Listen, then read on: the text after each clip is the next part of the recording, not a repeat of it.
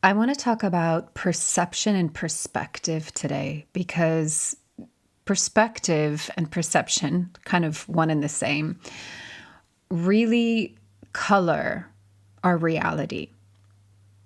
So, how we see things is very much based on how we are perceiving the thing that we are seeing. So you might have heard me say before that we see what we believe. It's not I'll believe it when I see it. It's I'll see it based on what I believe. If I believe it, I will see it. So perception is it's so important right now, especially when, as I've been talking about, we're going into really kind of weird, wonky, wacky times, and it's going to be harder perhaps to decipher what is real, what's not real, what's true, what's not true, what's authentic. All of these things that I've kind of been weaving in. And it's funny because I wanted to talk about truth today, and I just thought, actually, that's a tough one. It's a tricky one. I might weave it in because truth also can be based on perception, right? And perspective, and based on what we believe, and we see what we believe. So the truth or our truth might change according to all of these other various things. So I'm going to attempt to weave all of these together, but the main focus is how does our perspective and our perception of life affect and alter and change our reality, and how can we choose that and use it to our advantage. So let's dive in.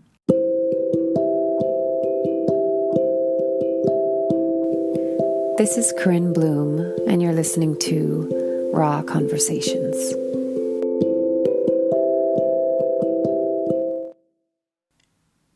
So I'm going to start on the inside and expand to the macro, to the outside. Because sometimes starting with what's personal to us can help us then translate that into something that's greater than us. And I think often it's the air support analogy that I use, that, when if you lose air pressure in the plane, in the cabin, that you need to put your mask on before you can help anybody else. You need to have oxygen. You need to be filled up and provided for in that sense from the inside first before we can extend that beyond us. And I think our world is really needing us It's needing for us to be more generous with one another, but it's very hard to be generous if we're on empty. So the inner work is so vital right now. So starting within us, working with clients that I would say 99% of the time, the false limiting belief is I'm not good enough, or I'm not worthy, or I'm not lovable or significant enough. It's something enough, right? When we look through that lens, through that view, we perceive life through scarcity, through not enough, through a sense of, whatever it might be, not measuring up, not belonging, not feeling like we matter. All of these things create like a lack and a drain. And when we're looking at life through that angle, it can seem all a little bit, bleak, right? But the thing is, it's a false view. And I say it's a false view because it's not true to the essence of who we are, which our essence and even our very humanity is worthy, is lovable, is significant. We do matter. We do belong. We're here. We were born here, right? Our story might make us feel otherwise, but it's a story. And as if you've followed me, you know that there's an importance to our journey through our story, because the wounding brings us down into our humanity, and the remembering of who we truly are is the arc of evolution that our soul is kind of here for. It's here for that ride, right? But if I'm looking through the angle of, and through the perception, through the eyes of a false and limiting belief of who I am, then what happens is we tend to take things personal. And when we make things personal, our perception of life is very, very colored and tinted and tainted by taking things personal. So what I found, I actually just wrote my social media today, just a snippet, is that I feel in this kind of very interesting state of being, this space where I feel like I'm on the eagle's perch and I'm observing. I'm kind of looking down upon rather than being engulfed within, is what I wrote. And in a way, it feels less emotional, but it's very full of heart. It feels detached, but in a really warm way, because it's not a cold detachment. It's not an avoidance, but it's almost like I'm able to view my life and just witnessing this experience through a more soul self view.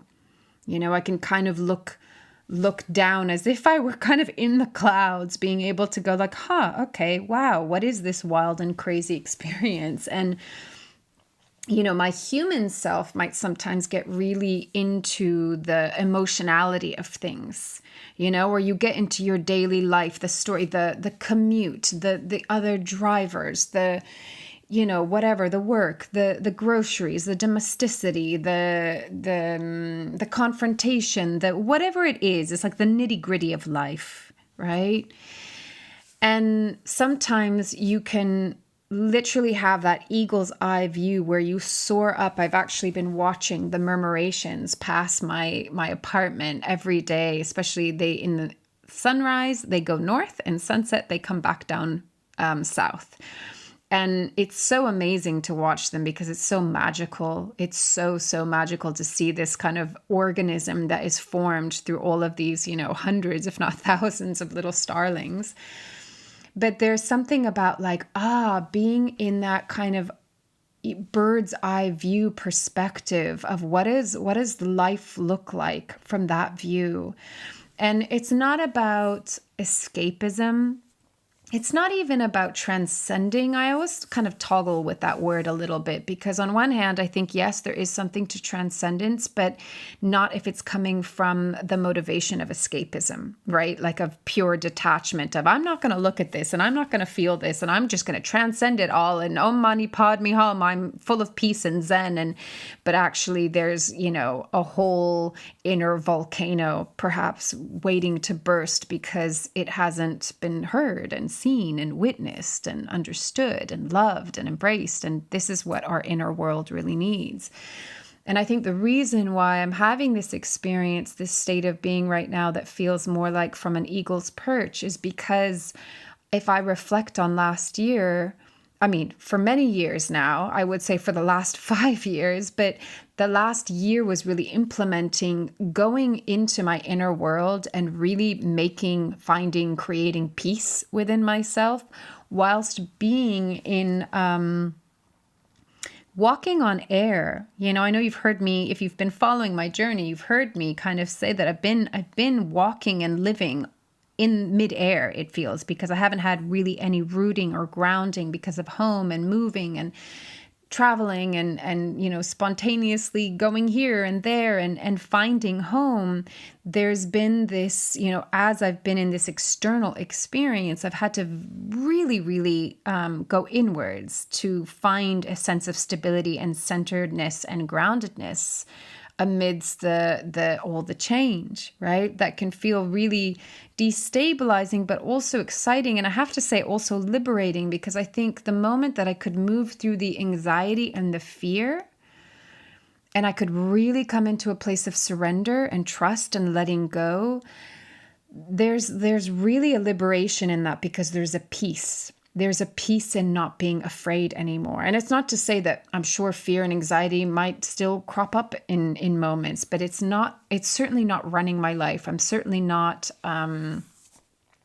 feeding that aspect, or I don't know, it's just not driving me. It's not at the forefront. That part kind of like, oh, okay, you pass that test, if you will. Again, test or lesson doesn't mean how we maybe relate to it as like school and punishment or praise. And, it's not like you're going to be graded and you're either going to pass or fail. It's more the soul's lesson, the soul's test of, what am I moving through so that I can let go of it. And I really learned that the moment you move through something, the theme doesn't really come back in again, because you've learned it and you've graduated from it and you can move on. And I would say this is on a collective, if I were to zoom out on a collective level, we are really, really facing that now on a pretty abrupt level, right? It's unfortunate sometimes that things have to come through such a traumatic experience where that kind of, that flash comes in of like, okay, how am I going to perceive this? What is the perspective I'm going to take on this? And as you've heard me say in recent episodes, we are really, really coming out of victim mentality, of victim identity, a victim archetype. We're coming out of authority ruling over us. We're coming out of being powerless and feeling like we have no power. We're coming out of fear. We're coming out of this kind of programming that we've been manipulated under for a very, very long time.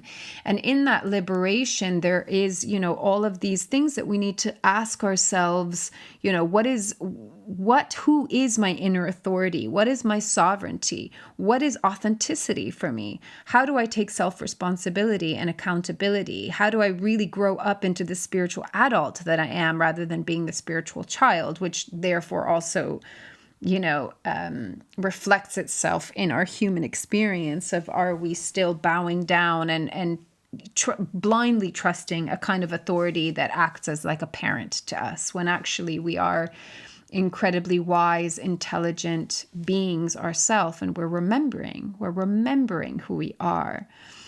But it's happening through kind of, in some ways, very beautiful and harmonious transition, you could say. And in other ways, there's still very abrupt and brutal invitations. And I say invitations because there's some really terrible things going on this planet. And the invitation is, how are we going to respond to it? Right? So one thing I have noticed, both in my personal experience from like when I was traveling way, way back when in Southeast Asia, when there was a flood, just the camaraderie, the compassion, how people come together and support and help each other. And I think if there's a silver lining in all of the quote unquote disasters that are going on right now, whether they're natural or not natural, or, that's a whole other topic. What's the silver lining and the opportunity is, how are people coming together and loving each other more? How are they being more compassionate? How are they being more self-responsible? So the system is failing, right? It's failing people.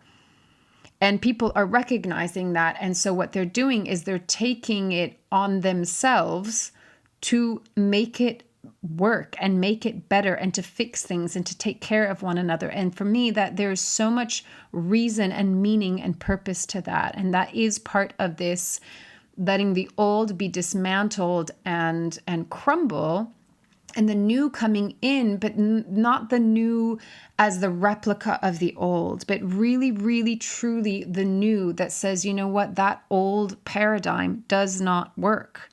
The hierarchy doesn't work. The difference of class and status and all of that, when everything gets burnt down to rubble, all that's left is people. All that's left is people and the connection between people. Doesn't matter if you're rich or poor. If you're left with nothing but the clothes on your back and the people around you, hopefully, we're all one and the same, right? And so there's a brutality in a way to the trauma of this kind of awakening, dare I say that. And also there's an absolute beauty to it because it strips us into our most simplest form, which is just being. You're a being, I'm a being, we're being here in this experience together. And can we be here in this experience in a state of love, in a state of compassion, in a state of collaboration and support and generosity and kindness, which are all of the things that come out of disaster, that come out of catastrophe, that come out of some kind of drama that forces people to come together. It's no longer survival of the fittest. I'm sorry, but fuck that. That was the stupidest perspective ever, right? It's all about collaboration, harmonization, coming together, uniting, supporting, loving, right? That's when we are absolutely in our most powerful, both as individuals and as a community and as a collective. So why am I saying all of this? Because this is, again, a matter of perspective. Do you take all of the bad things that are happening in this world right now and catastrophize and go into fear and go into victimization and helplessness and hopelessness? Or do you perceive it through the lens of like, yeah, this is damn hard. This is scary at times. This is painful and grief-stricken at times, right? And how can we support one another? How can we love one another? How can I see this as a launching pad for something that has to be new? It has to be new because there is no other choice when everything has been stripped back and stripped away, right? We are incredibly resilient. We humans, we've been here long enough to show ourselves. If there's been any need to prove, we can prove that we are resilient. We can prove that we are innovative. And the true innovation that is going to be coming from this point forward has to come from heart. It's not just from the mind. There was a spoken word, forgive me, that of course I cannot remember her name. Somebody sent me the reel and I didn't catch the poet's name. But she was saying, where it really kind of went wrong was the statement, I think, therefore I am. And, what that led us into is a world of only thinking. But when we're only thinking, we are severing ourselves. We're ignoring a massive other part of ourself that feels and senses and intuits. Right? So many of our other sensory abilities go offline when we deify the mind. I think, therefore I am. And I think she gave some other examples of I feel, therefore I exist. Whatever it is for you, it's like what can be an expansion from just the limitation of I think, therefore I am. Because actually what we're moving into is I feel, and therefore I exist. I love what she said, and I really need to try and find her name if I can come across the reel again, because that's so potent, that's so powerful, right? Because we are beings. We're not just, human thinkers or human doings. We're human beings, and being is such a vast, vast, vast state of existence. It can hold everything. It can hold duality. It can hold all angles and forms of consciousness. That is what Source God really is, actually. It's the eyes that sees everything and all through all angles. All perceptions, perspectives are valid. So this comes back into the theme of you get to choose how you perceive things. You get to choose the perspective that you have. And it doesn't mean that you have to be all starry-eyed and rose-tinted lenses and, be outside of reality, because there is a need and a space and there's validity to grief.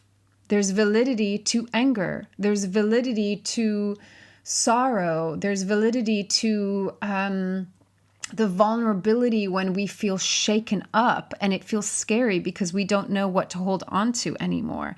And also, when we hold that with love and with allowance and with acceptance, it doesn't have to stay in that state of anger, of fear, of whatever, of shock, of trauma. We can actually allow ourselves to feel it, move through it. And then that's the coming up until the eagle's perch, that transcendent place, not through escapism, but we've gone through the tunnel. We've gone through the journey, right? To come up to that place. We can only really truly rise and ascend as much as we descend and go into the depths. It's like the seed needs to go down into the soil before it can climb into the tree.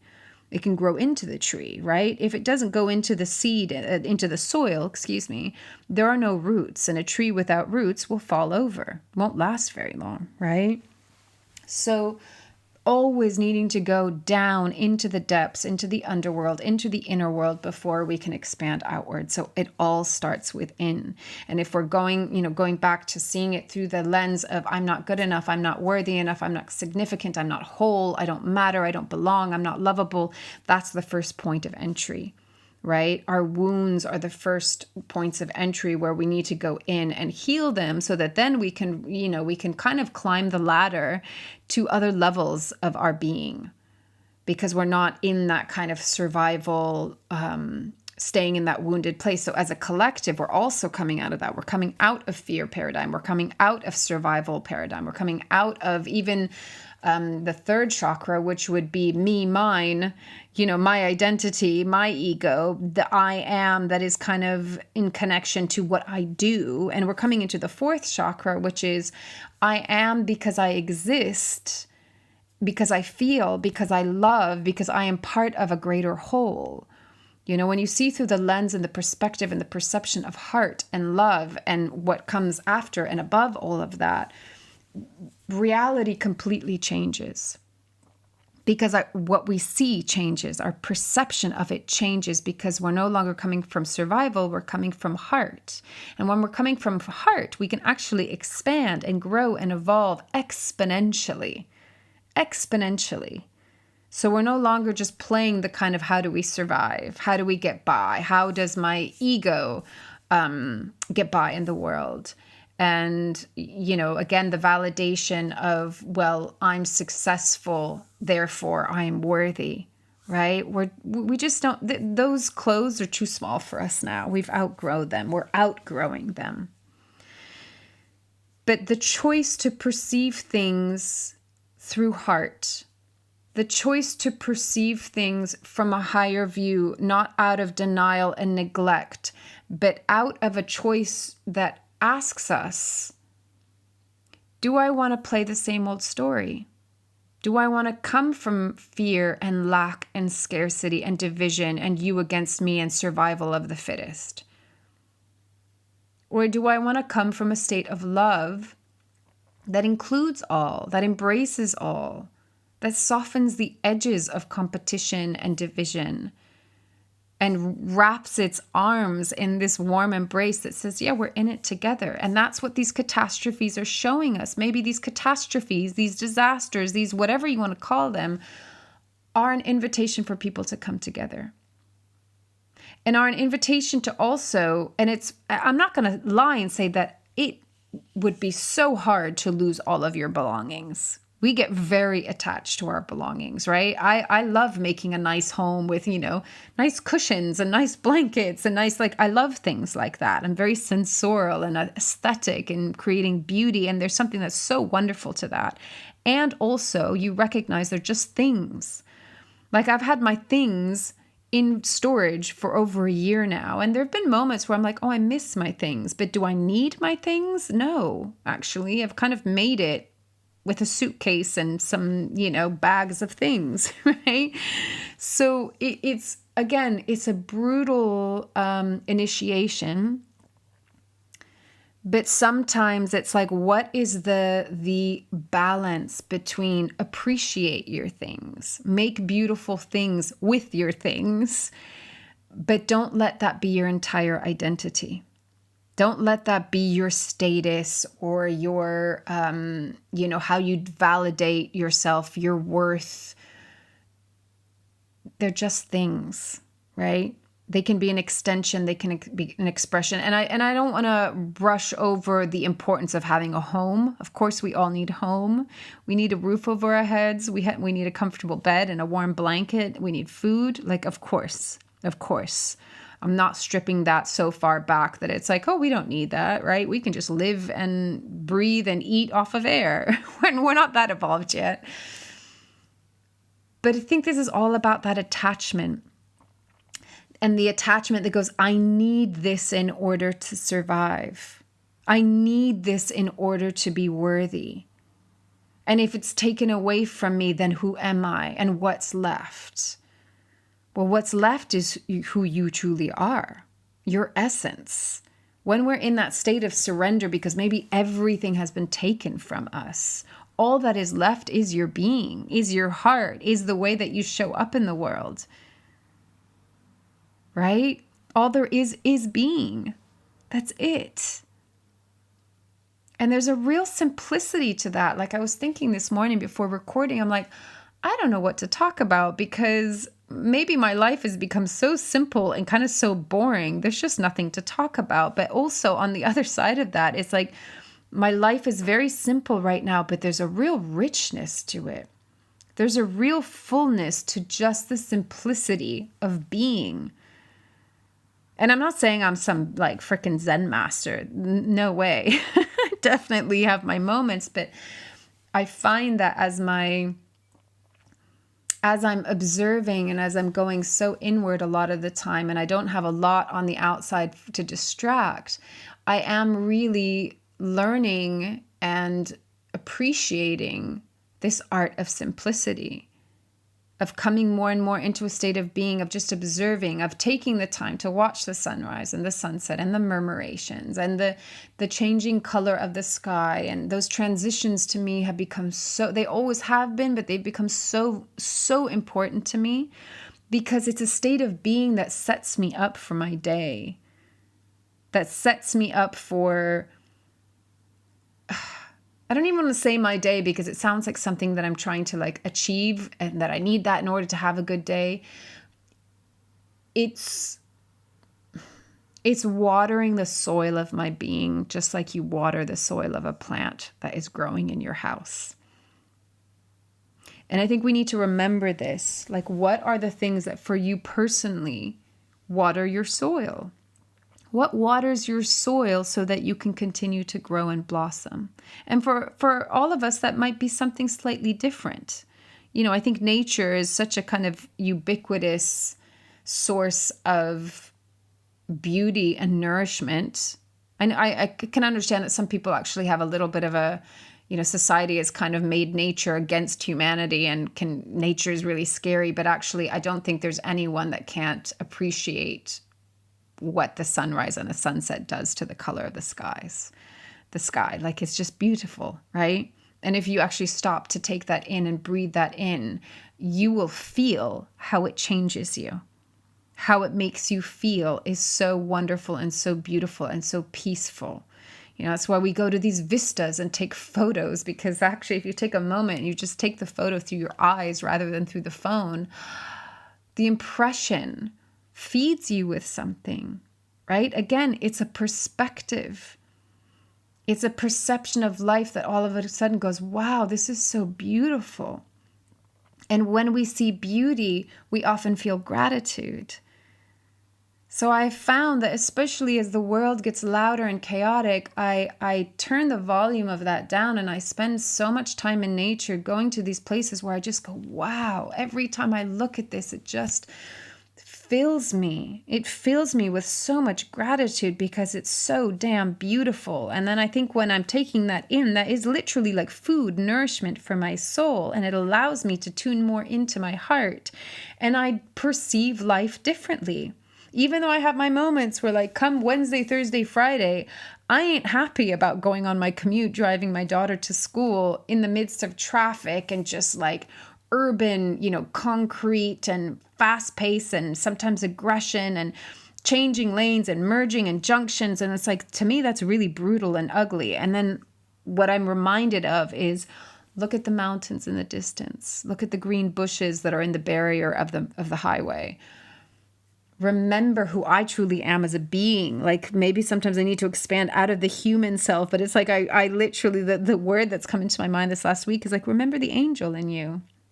I remember my angel wings, you know, whatever it is for you, but something that pulls us into the vaster beings that we are and the things that really matter and are beautiful in this world. We need to revere beauty more. And I don't mean plastic surgery, Botox beauty. I mean the natural beauty of this planet, which is so stunning.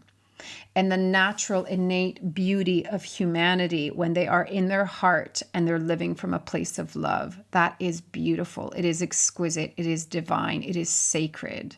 And we need to bow down to these things more, to give them more weight in our quote unquote society that we're rebuilding. That's the measure of nourishment. Not how big your house is or how flashy your car is or how much money you have in your bank account or if you're wearing Prada or I would imagine most people listening to this podcast aren't into those things, but you get what I mean, what society has, indoctrinated people into. How many likes do you have? How many followers do you have? No, look at the birds. Look at the sunrise and the sunset. Watch the passing clouds. See the sky change colors as the day comes into life. Smile at the person on the street. Pet the dog as you pass it. Like my daughter and I are going every weekend to an animal shelter just to walk some of the dogs and pet the cats and give them cuddles. And I can't tell you how wonderful it feels to do that. It makes us both so happy. That's the stuff of life. That, or it's like on a windy day, we went to the coast and, walked up on the rocks, and it was so windy, but just like seeing the sea and the sun and people that were gathering. This was like Friday, and like having little barbecues and the wind and the cold, and they're all wrapped up, but they're smiling and they're laughing at each other. That's the stuff of life. The little things. It's the little things. It's the simplicity. And when I come into that state, there aren't actually very many words. There's not that much that needs to be said, because the state of being is so full and alive and rich. So that's really my invitation to you all today. There are no steps of what you need to do. You can't get it wrong or right. It's the invitation to come into a state of being more and more and more. So that means slow down, get more quiet, listen, appreciate the beauty that's around you. Notice it first. Notice it and then appreciate it. Be with yourself. As I've been saying, get to know the resonance of your heart. Get to know the essence of your being, your spirit, your soul. This is an internal conversation that happens through being, through feeling, through sensing, through intuiting. But we have to be quiet and we have to be still. We have to look at what is beautiful around us and we have to learn to appreciate it. Remember to appreciate it again. And that brings beauty into us and gratitude into us and compassion into us. And I tell you, your heart will begin to overflow with love. For no reason other than you're like, wow, this is beautiful. This is magical. And you might just be, standing on the sidewalk looking at Venus next to the moon. Or you might be watching somebody walk their dog. It doesn't matter what it is. It's finding the beauty and the appreciation in the simple things, in this very existence, and falling in love with it. That's all. And that changes our state of being, which therefore changes our perception and our perspective of life. And when we see life differently, through a different lens that comes from that beautiful, simplistic, loving place, reality will change and the world will change, because we will have changed it through our perspective. You see what you believe. So you get to choose, what do you want to believe in? I would encourage you to believe in beauty and love and compassion and togetherness. But you get to choose. So that is the invitation, my friends. Take the time. Take the time to feel and be and see what it opens up in you. Okay, I will leave it at that. As always, take it or leave it as feels right for you, and loving you from afar.